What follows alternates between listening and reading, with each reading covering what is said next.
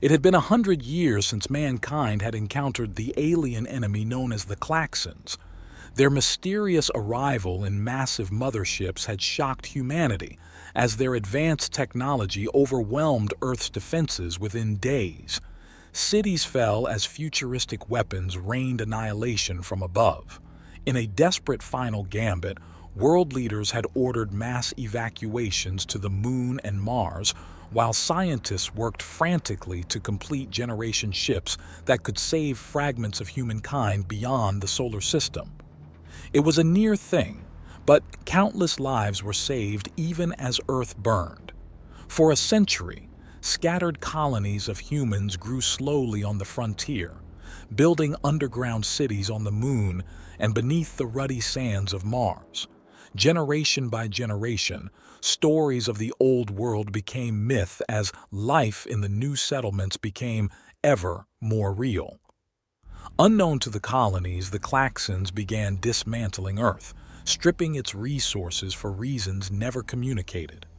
With humanity vanished from their original home, the invaders turned inward, focusing on some greater purpose among the stars that gave them no further interest in continuing the war.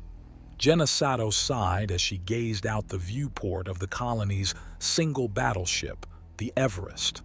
It had been a slog of a patrol scanning the edge of the solar system for any signs of the enemy. Life in the frontier colonies was hard, but duty called. As the current head of the Martian Defense Corps, it was her job to watch for any return of the claxons. A blinking alarm pulled her from her thoughts. "Captain, sensors are picking up an object emerging from FTL approaching Jupiter," reported the sensor operator. Jenna grabbed the console. On screen, analyze and identify, maximum resolution. The main display lit up with data as a strange vessel decelerated near Jupiter. Its sleek hull was etched in an alien geometry that screamed claxon design. But it was unlike any of their ships discovered during the invasion century ago. Size and configuration do not match known claxon designs, noted the analysis. It appears damaged, running on minimal power, no weapons detected, Jenna pondered. Could this be first contact with a new faction? Or were they being lured into a trap by a disabled foe? As leader, she had to investigate, but cautiously. Bring us within hailing distance, but keep shields raised. Open a channel and identify ourselves as representing the United Colonies of Mars and demand they power down all systems for boarding. Minutes passed with no response to the hail. The shuttle was already launched when suddenly lights flickered across the unknown ship's hull. "They're powering down as requested," said Tactical. Jenna let out a breath. "All stop. Prepare to receive our boarding party. I'm leading with an armed escort. Be ready to evacuate us at the first sign of trouble." She clutched her sidearm, feeling its reassuring weight as the shuttle docked. Inside was a bizarre scene. The bridge was dimly lit by what little reserve power remained. A figure in an environment suit laid unmoving near a crashed command chair. As Jenna approached cautiously, it stirred feebly. With care, she removed the creature's helmet, revealing a gaunt, insectoid face, but with unexpectedly intelligent eyes. It rasped something in its alien tongue that the language database could not translate. Her suit computer flashed. Non-hostile. Out of time. Please help. "You're safe now. We only want to help," said Jenna gently. A medtech scanned the alien, who gazed hopefully at her. "Its physiology is strange, but it's badly injured. I think I can stabilize it aboard the Everest." Jenna nodded. "Do what you can. We'll try to communicate once it's treated. And scan that databank for anything about this species or what happened here." She turned to the alien. "Hold on. We'll get you medical attention." Its eyes filled with pain, but also relief and gratitude, were the last thing she saw as they carried it away. Days passed as the medtechs worked tirelessly to understand the alien's biology and treat its wounds. Jenna spent hours conversing with it through gestures and showing pictures from the database to glean clues. Slowly, a tale emerged of a nomadic species driven from their world by the claxons who destroyed their sun. They had come across the damaged ship adrift and tried to track the homing beacon of a scout team lost in transit. When it had stabilized enough for a clearer discussion, Jenna sat solemnly at its bedside. "You've suffered greatly at the hands of the claxons. We know that pain all too well, as they drove us from Earth over a century ago. But those days are behind us now, and we've built a new home and future among the stars." She took a breath. "You're welcome to join us if you wish. We can offer you asylum and the chance for your people to rebuild as we have done. And perhaps, together, one day, we might stand strong enough to face the claxons as allies." The alien grasped her hand in a light touch.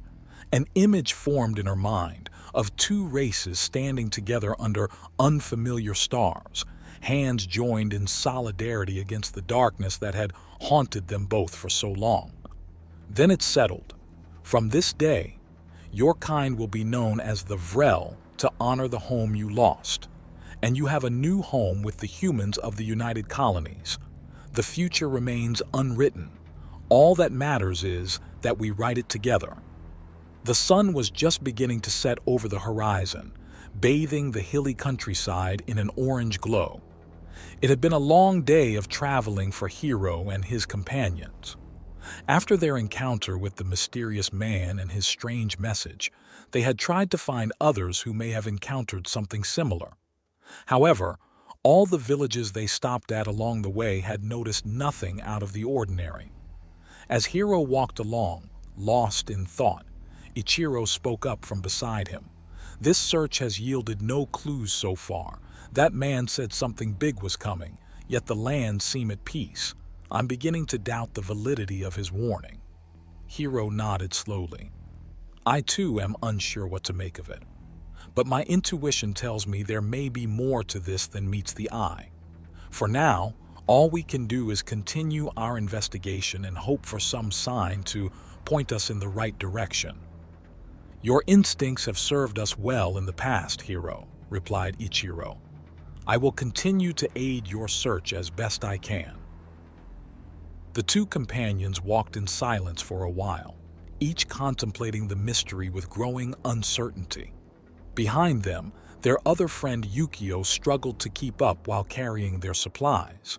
Though not as strong a fighter as Hero or Ichiro, Yukio's gentle spirit and keen mind had proven valuable allies on their journeys. As night fell, the trio decided to make camp for the evening.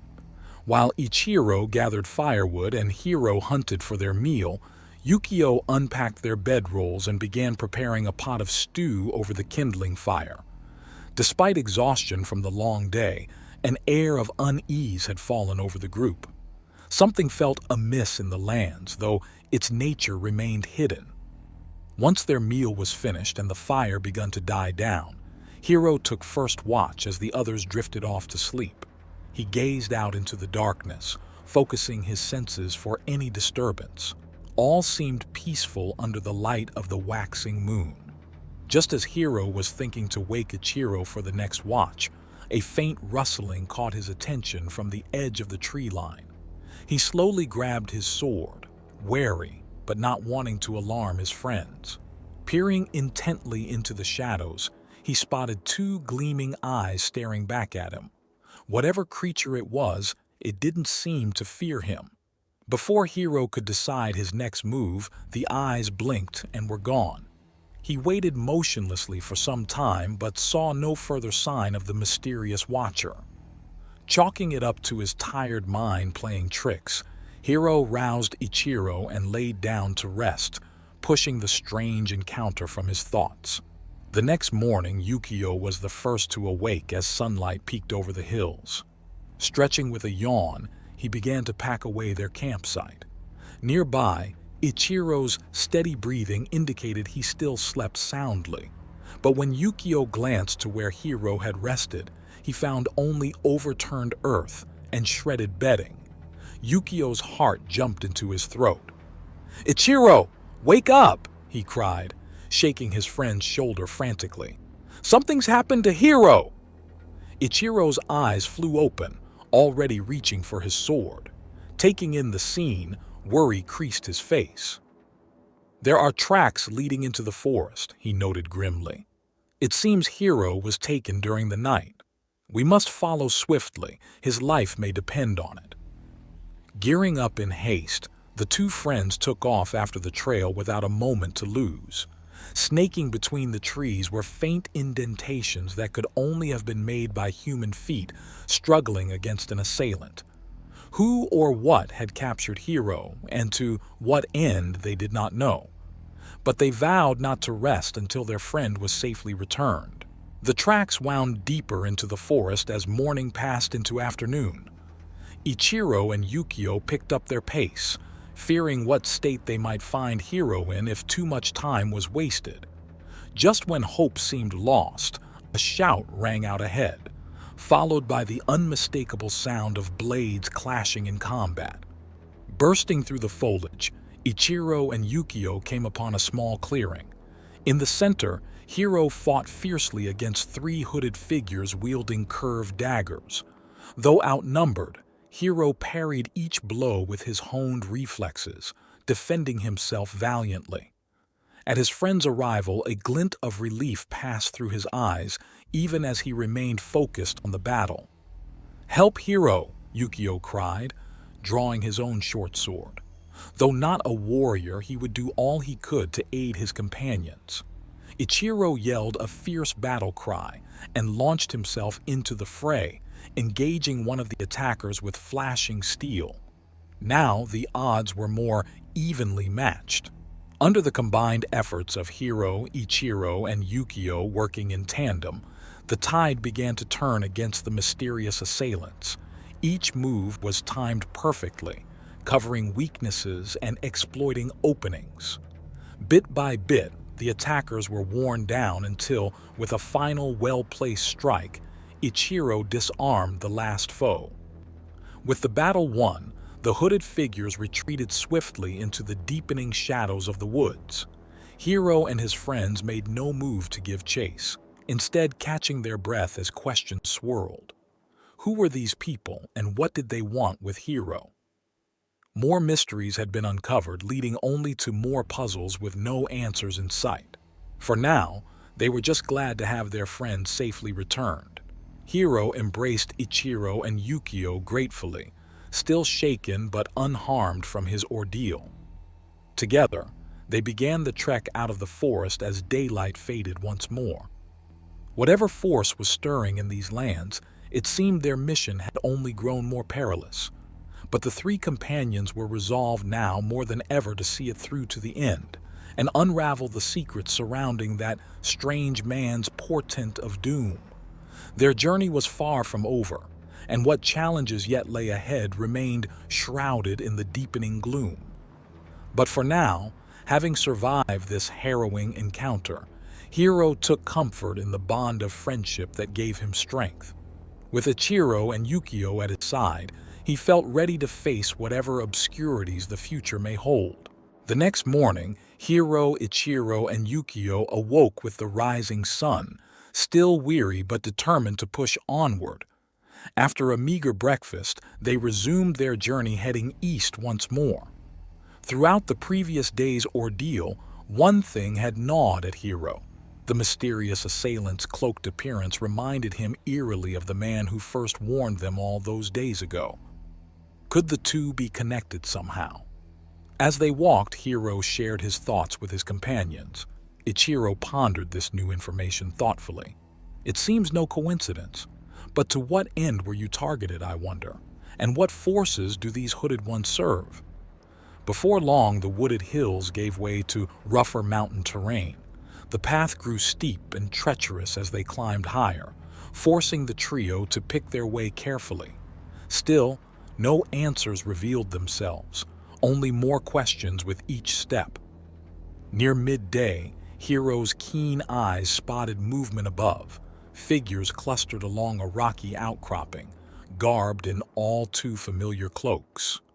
"We've been followed," he said grimly. Ichiro and Yukio readied their weapons, already anticipating another confrontation. As if awaiting this very signal, the cloaked strangers wasted no time launching their attack. Rolling boulders thundered down the mountainside towards the three warriors. Hiro hollered a warning and they scattered just in time, the huge stones crashing where they had stood moments before. No longer bothering with stealth, 15 hooded assailants revealed themselves and charged.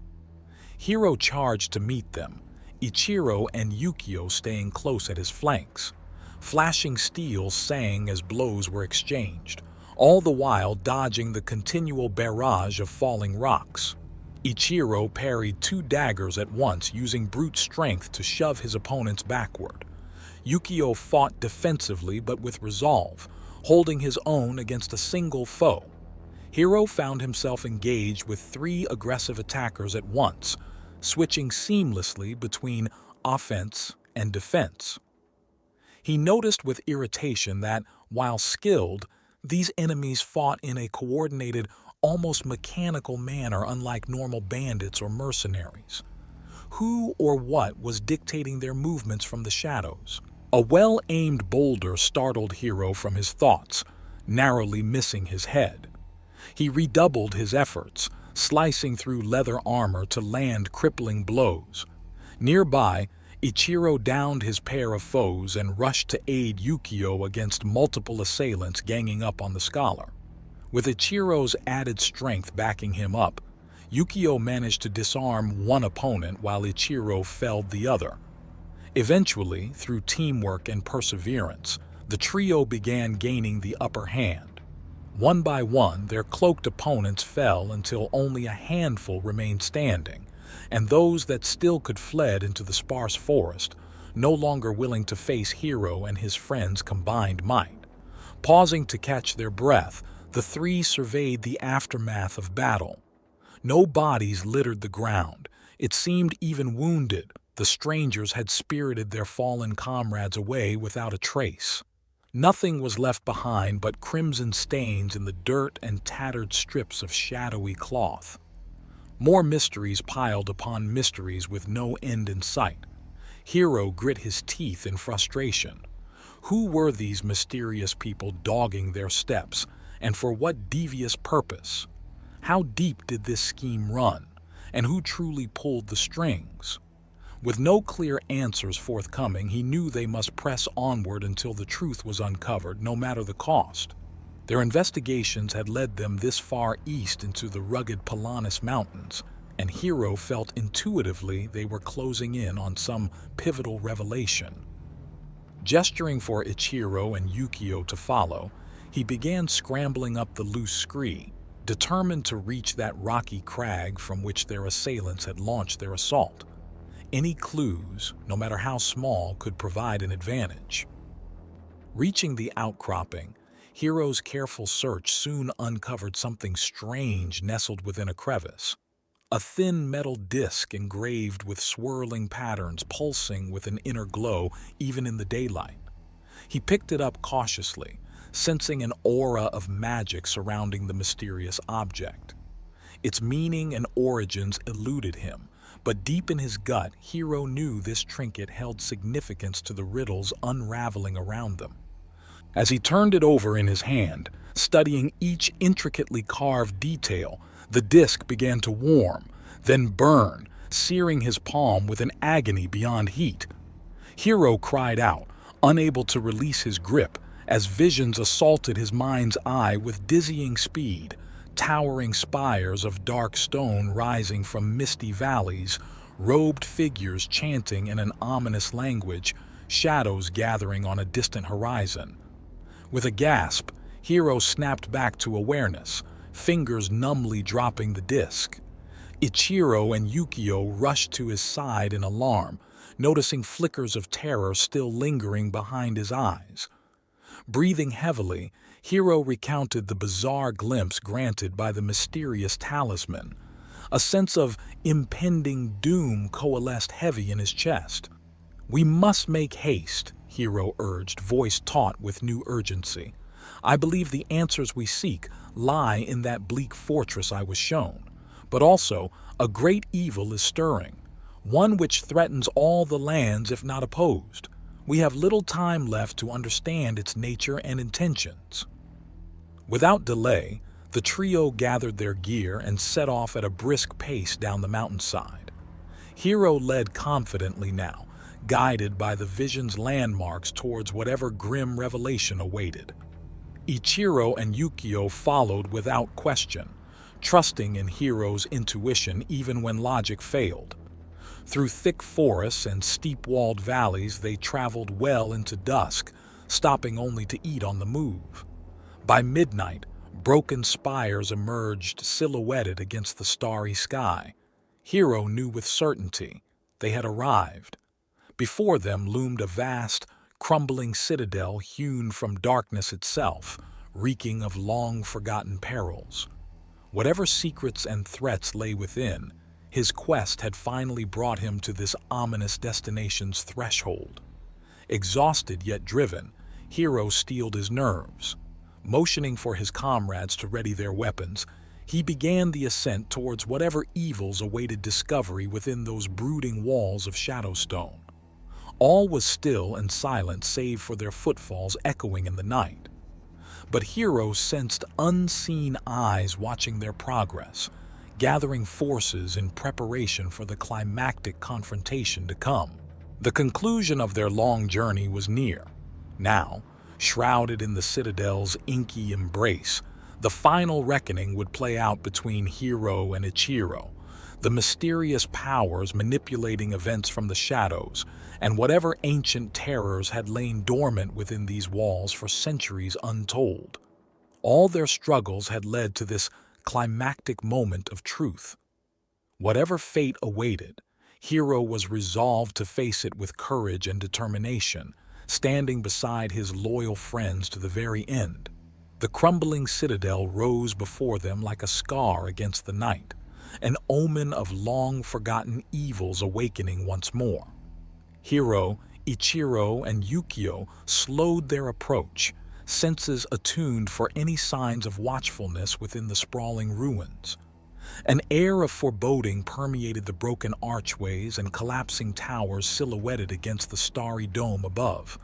Steeling his resolve, Hero crept forward, his friends close behind. Their footsteps echoed eerily in the courtyard overgrown with weeds. Dusty banners flapped faintly from jagged battlements looming overhead. All seemed desolate and long abandoned. Yet Hero could not shake the feeling of eyes upon them, unseen presences gathering in anticipation. The innermost keep awaited, a mountain of dread stone blocking whatever secrets lay beyond. Hero tested the rusted iron gates, which creaked inward reluctantly under his urging.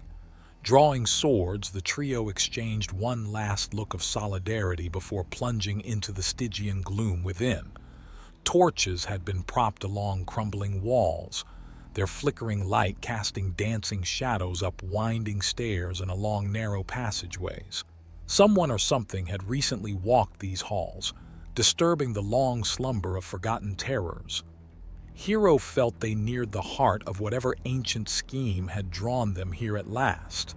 Deeper and deeper into the bowels of the citadel they crept, nerves drawn taut as bowstrings.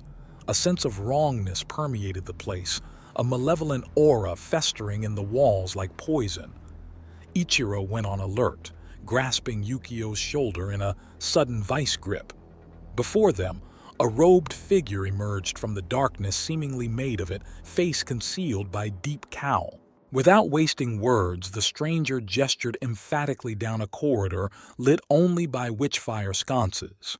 Understanding this to be no friend, Hero charged with roar, Ichiro and Yukio close behind into whatever fate awaited. The figure glided ahead at inhuman speed, beckoning them ever onwards to confrontation. Their pursuit brought them at last to a vast, circular chamber, pillars rising impossibly high and lost in mist above. Here the being dissolved into wisps, abandoning whatever dark purposes it served. For across the echoing hall stood three figures, garbed in all too familiar cloaks. Two held wickedly curved knives ready. A third concealed deeper within robe and shadow as if emanating its own. So the rats finally scurried to their beating. Came a sibilant hiss, neither male nor female, from within that abyssal cowl. You've proven most entertaining, playing your parts so well on my stage, but the final act has come, and your parts are finished. Submit to Oblivion's embrace, as is your destiny. Face hidden, Hero replied coolly. Destiny is what we make of it. No shadow or secret will deter us from seeking the truth.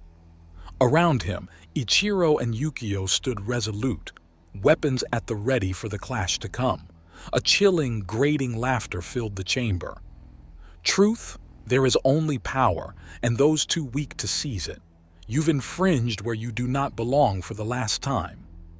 A flick of spidery fingers, and the cloaked figures surged forward with blinding speed, curved knives glittering deadly intent. The battle was joined. Hero parried twin daggers with flashing blade work, forcing an opening to land a kick, sending one attacker reeling. Beside him, Ichiro grappled fiercely with his robed opponent, overpowering brute strength against nimble forms. Yukio fought defensively, but stayed in the fray, covering Ichiro's flank. Through the melee, Hero kept an eye on their true adversary, still shrouded deep in shadows, transmitting some manner of psionic control over his minions. Weaving between combatants, Hero leapt, swords aiming to dispel the enshrouding mantle of darkness once and for all, only to meet empty air as the figure dissolved from view like a phantasm. Before Hero could recover his balance, a blinding agony tore through his side. One cloaked foe had slipped past his guard, dagger biting deep. Crimson blossomed across dusty robes as Hero crumpled, Ichiro's anguished cry ringing in his ears. Vision fading, Hero watched through a red haze as Ichiro unleashed a berserker onslaught, abandoning all finesse and technique to retaliate for his friend's wounding. His opponent was swiftly dismembered under the barrage, collapsing into a tattered heap. Nearby, Yukio fought on with newfound ferocity born of fear and fury, keeping the second assailant at bay through teamwork and cooperation. As darkness clung ever tighter to the edges of Hero's sight, he sensed rather than saw their true adversary rematerialize, no longer bothering with subtlety or illusion. Wrenching himself painfully upright against a pillar, Hero caught a final glimpse within the abyssal cowl, not a face, but a void ringed with writhing tendrils where features should be, radiating an unholy aura that froze the soul. A wet rattle escaped Hero's lips, an attempt at warning, as darkness consumed his vision entirely. The last thing he knew was Ichiro's anguished shriek, and Yukio's despairing cry as their foes closed in for the kill. Then oblivion claimed him, and he knew no more. Sounds and sensations returned slowly, as if from a great distance. Warmth enveloped Hero, the metallic tang of blood replaced by fresh herbal scents. Blinking experimentally, he found himself gazing up at a thatched ceiling lit by dawn, head cushioned comfortably. Familiar faces swam into focus above him, awash with mingled relief and grief. Hero, you've awakened at last, praise the gods, wept Ichiro, clasping Hero's hand tightly. Beside him, Yukio managed a watery smile through red-rimmed eyes, applying freshly steeped poultices to the bandages swathing Hero's midsection.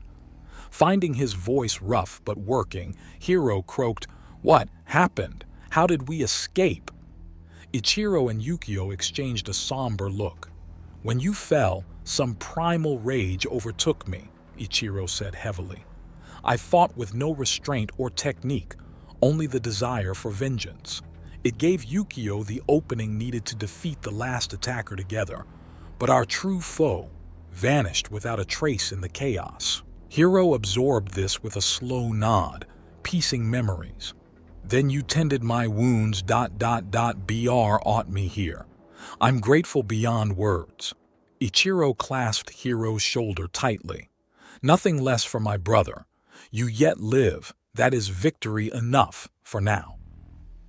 In the following days, Hiro's strength gradually returned under Ichiro and Yukio's devoted care. Though mysteries remained unsolved and threats undefined, for the moment they took solace in each other's companionship, healing wounds of body and spirit alike.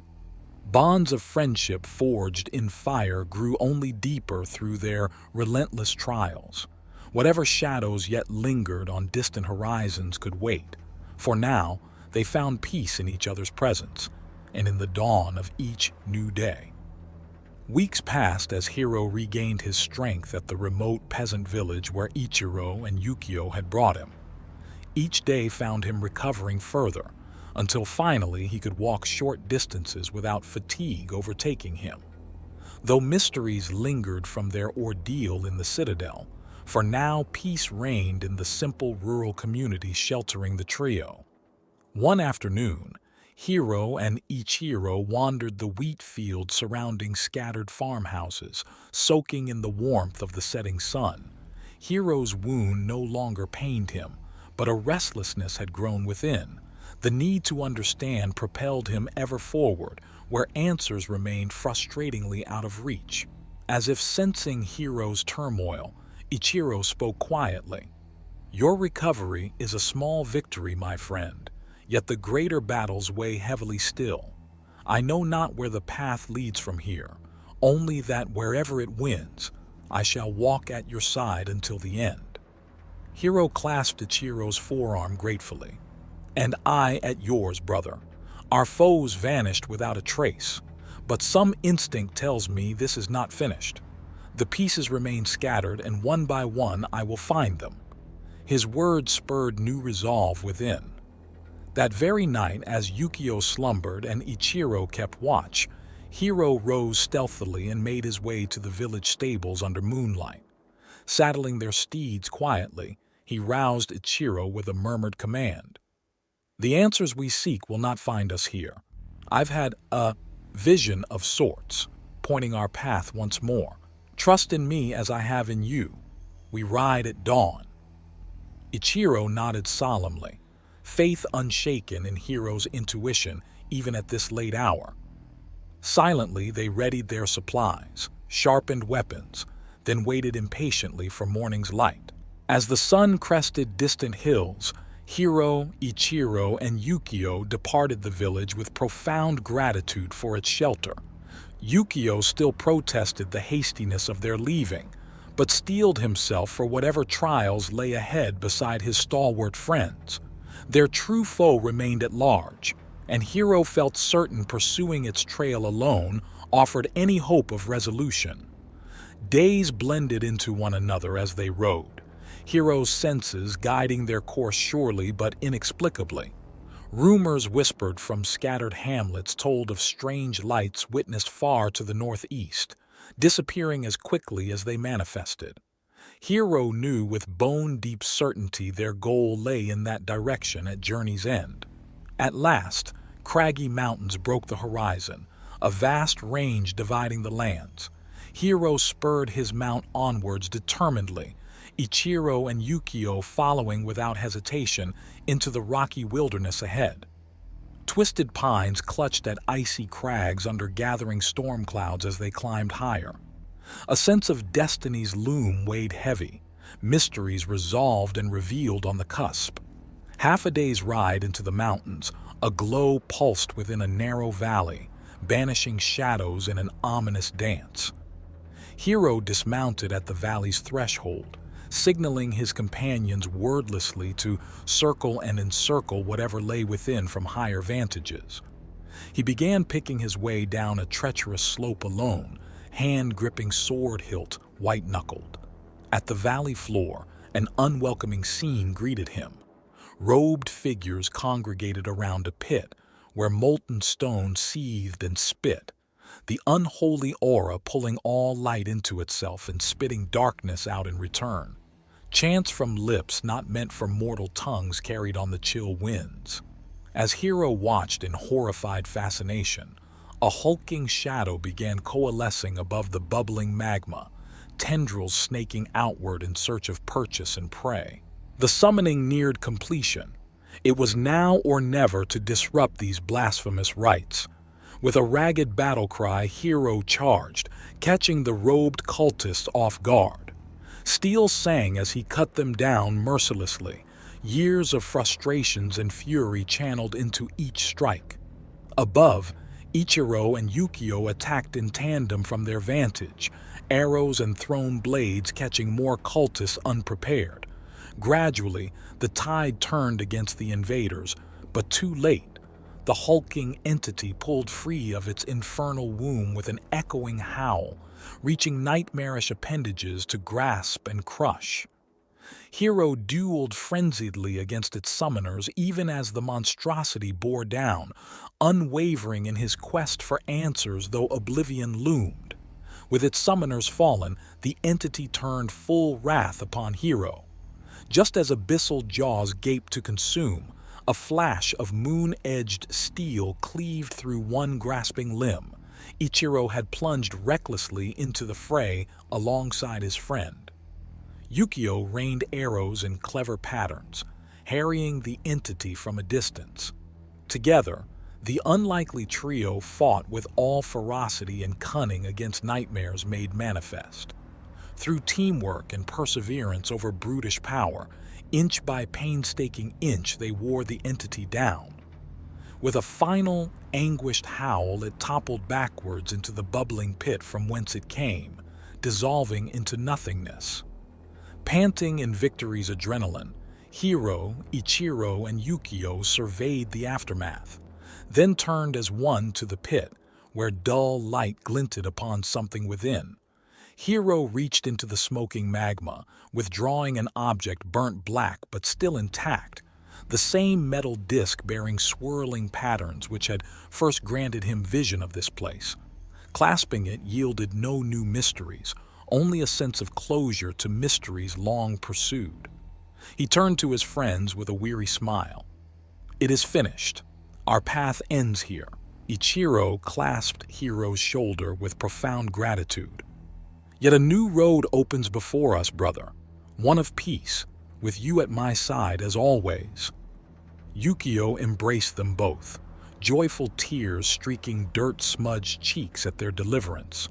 Heroes in name now as well as deed, the three made camp under gathering stars, content in bonds forged forever through fire. In coming days they shared all that had transpired with villagers and leaders alike. Though met with skepticism, the cult's defeat instilled enough doubt that further plots were curtailed for the time being. Hero, Ichiro, and Yukio took their leave with blessings. Quest concluded, though mysteries lingered as eternally beyond grasp. They wandered for years more as brothers, aiding common folk with swords or wisdom where needed. Legends of their heroism spread far and wide, though they themselves cared little for renown. Only simple companionship and purpose mattered, with fate entwining their lives inextricably from that fateful day's beginning.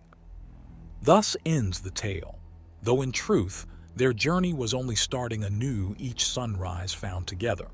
The rest remains unseen, save in dreams of what is yet to come.